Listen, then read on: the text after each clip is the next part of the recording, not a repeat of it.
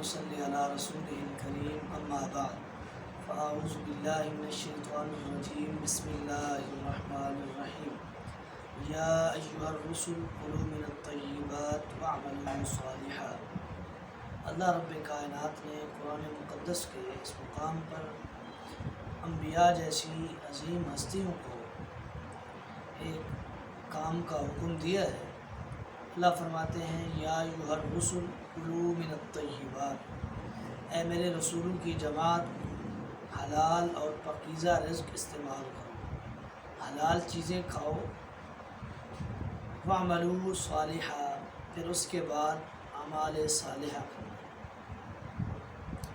اور اسی طرح اللہ رب کائنات نے مومنوں کو خطاب کرتے ہوئے فرمایا ہے یا ایھا الذین آمنوا کلوا من الطیبات ما رزقناکم واشکروا للہ ان کنتم ایاہ تعبدون، اے ایمان والو حلال اور پاکیزہ رزق استعمال کرو، واشکروا للہ ان کنتم ایاہ تعبدون، اس کے بعد اللہ کا شکریہ ادا کرو اور اللہ کی عبادت کرو۔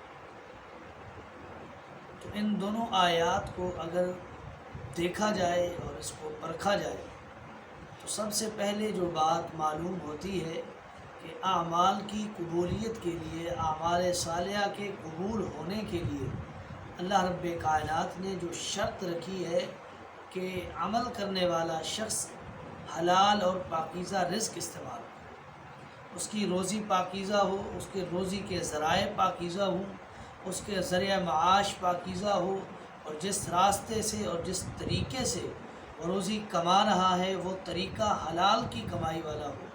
یہ نہ ہو کہ وہ روزی کرتا رہے اور وہ کماتا رہے لیکن اس کا طریقہ حلال کمائی والا نہ ہو، اور اس کے بعد وہ اعمال صالحہ بھی کرے، نیکیاں بھی کرے، حج کرے، عمرہ کرے، زکوٰۃ دے اور اس طرح صدقات دیتا رہے لیکن اس کی کمائی حلال کی نہیں، تو ان نیکیوں کو اللہ رب کائنات نے قبول نہیں کرنا۔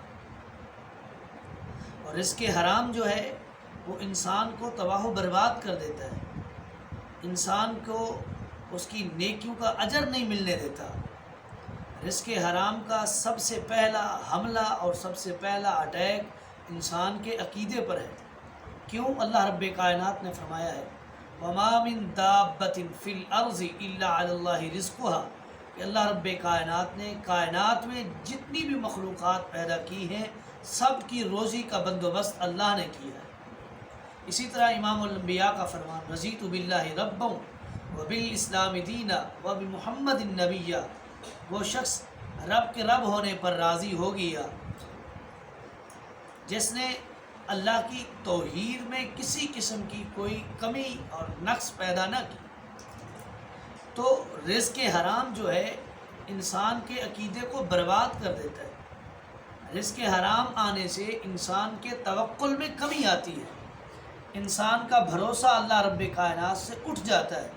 جب توکل ہی ختم ہو جاتا ہے اور یہ رزق حرام توکل کے منافی ہے تو اللہ رب کائنات اس انسان کے جو حرام کی روزی استعمال کر رہا ہے اس کا عقیدہ تباہ و برباد کر دیتا ہے۔